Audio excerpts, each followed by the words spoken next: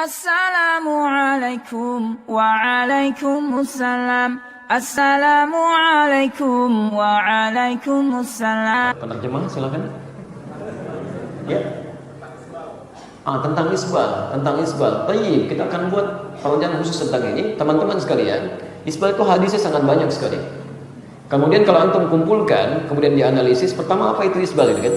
Apa itu isbal? Isbal itu sederhananya adalah melebihkan pakaian di bawah mata kakinya. Orangnya disebut dengan musbil. Orangnya disebut dengan musbil. Pertama kita sepakati dulu bahwa hadis yang dipersoalkan tentang orang yang isbal. Berarti orang yang tidak isbal nggak ada masalah. Jelas di sini? Karena hadisnya mempersoalkan orang yang isbal. Jadi orang yang tidak isbal tidak ada masalah. Jadi Nabi aja tidak mempersoalkan orang yang tidak isbal, yang celananya di atas mata kakinya. Itu tidak dipersoalkan oleh Nabi. Jadi kalau sekarang ada orang mempersoalkan, Anda siapa? Nabi aja nggak mempersoalkan, masa Anda mempersoalkan? Jelas ya? Jadi yang tidak isbal itu tidak ada masalah dalam hadis. Yang isbal baru ada masalah. Jelas? Jadi terbalik ya, kalau perempuan mesti isbal, Bu. Mesti isbal. Awas hati-hati, laki-laki tidak isbal. Jangan kebalik. Ya, laki-lakinya kemudian misalnya ada persoalan, perempuannya malah pada nggak isbal. Dan ketinggian isbalnya melebihi laki-laki. Itu salahnya fatal. Dan nggak usah dibayangin, awas. Ya. Baik. Pelan-pelan. Waliyadzubillah ya, waliyadzubillah. Kita kembalikan. Sekarang sepakat dulu sampai sini? Sepakat ya? Jadi kalau yang tidak isbal tidak ada masalah. Yang isbal ada masalah. Cuma masalahnya di mana? Itu dia dulu. Harus sepakati dulu masalahnya apa dan di mana masalahnya. Baik, dan kapan terjadi masalah itu? Baik. Hadis-hadis sampai kepada kita. Ada di Abu Daud kemudian bagian pertama ya nomor 187. Teman-teman sekalian di hadis pertama. Satu kali saya persingkat saja. Nabi Shallallahu Alaihi Wasallam sedang duduk dengan para sahabat. Tiba-tiba lewat seseorang. Ketika lewat seseorang ini Nabi mengatakan, lihat kalimatnya. Nabi mengatakan di makna beliau sampaikan orang yang pakaiannya melebihi batas mata kakinya, maka tempatnya di neraka. Famaq'aduhu finnar, tempatnya di neraka. Orang yang pakaiannya melebihi batas mata kakinya, tempatnya di neraka. Jelas ini? Belum, karena belum selesai kalimatnya. Baik, bagaimana Anda bisa jelas, kan? Baik. Di sini kemudian Abu Bakar langsung berkata, ya Rasulullah, bagaimana dengan saya? Bagaimana dengan saya? Karena izar itu sarung, ya. Sarung saya, pakaian saya juga melebihi mata kaki. Kata Nabi, kamu tidak termasuk dalam ini. Lihat kalimatnya, ya. Lihat kalimatnya, Abu Bakar mengenakan pakaian melebihi batas kakinya. Jadi Abu Bakar itu isbal juga di sini. Jelas di sini? Karena beliau merasa beliau ini kurus, kan? Kemudian sering turun tuh sarungnya, melebihi batas mata kakinya. Ya, rahmukallah. Poinnya beliau isbal. Ya, sementara ada orang lewat tadi, kemudian pakaiannya melebihi batas mata kaki, keluar kalimat Nabi tadi. Teman-teman sekalian, pertama yang harus dibaca adalah, keadaan isbal sebelumnya sudah ada. Orang-orang menggunakan pakaian sebagian melebihi batas mata kakinya, sudah ada. Cuma Nabi tidak pernah mengeluarkan kalimat. Ketika orang tadi lewat, baru keluar kalimat tadi. Jelas sampai sini? Baik, kemudian setelah itu Abu Bakar mengklarifikasi, apakah yang dimaksud ini isbal mutlak atau isbal tertentu, karena saya pun isbal ini, ada masalah di saya. Dan selama ini Nabi nggak pernah menegur. Begitu orang itu lewat, kemudian dikomentari dengan kalimat tadi. Apa yang dimaksudkan oleh Nabi? Nah, dari sini sesungguhnya ketika hadir kalimat-kalimat tadi, sahabat-sahabat senior di samping masih ada yang junior, namanya Abdullah bin Umar. Ya, Abdullah bin Umar radhiyallahu ta'ala anhuma itu masih kecil. Maka disampaikanlah kepada beliau ini oleh Nabi SAW dengan kalimat bahasa yang dipahami. Kan anak-anak biasanya belum paham bahasa kiasan ya, bahasa tinggi gitu ya. Nah, yang 5 tahun, yang 4 tahun dipanggil sini, kamu jangan panjang tangan ya, tangan kakak nggak panjang kok, kan? Yang dia pahami bahasa real saja.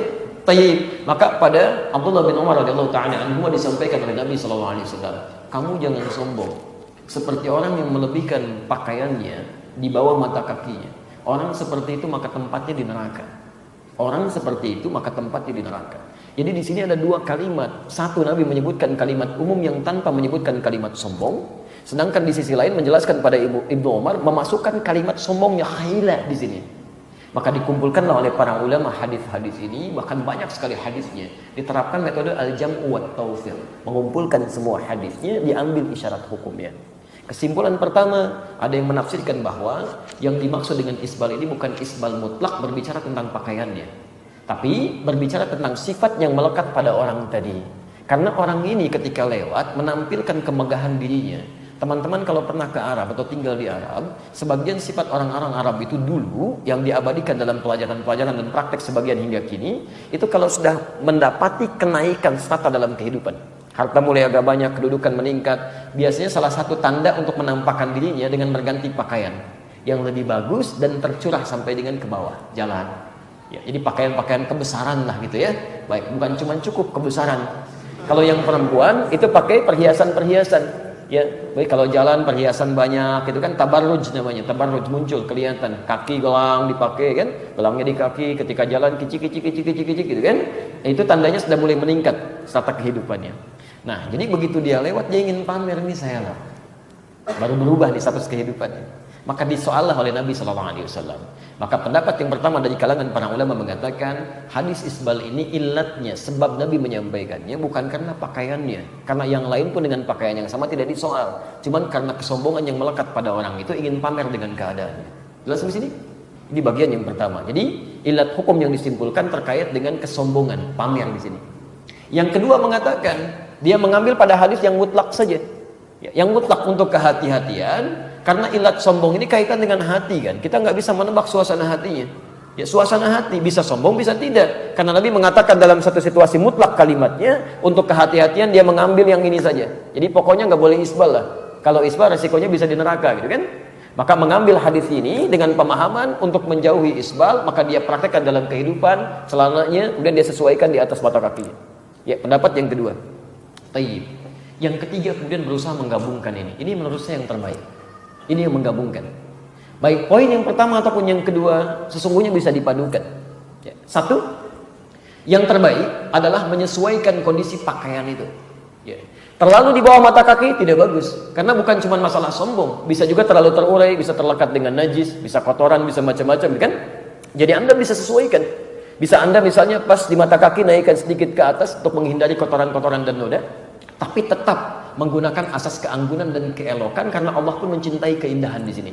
Innallaha jamilun yuhibbul jamal. Jadi sesuaikan dengan profesi Anda, maksimalkan itu sehingga tampak keanggunan Anda tidak keluar ya dari penampilan yang menurut sebagian adat mungkin tidak bagus gitu ya. Bukan cuma adat yang tidak sesuai dengan kondisi agama, bukan, sesuai dengan kondisi syariat kita, tapi dipandang kurang elok.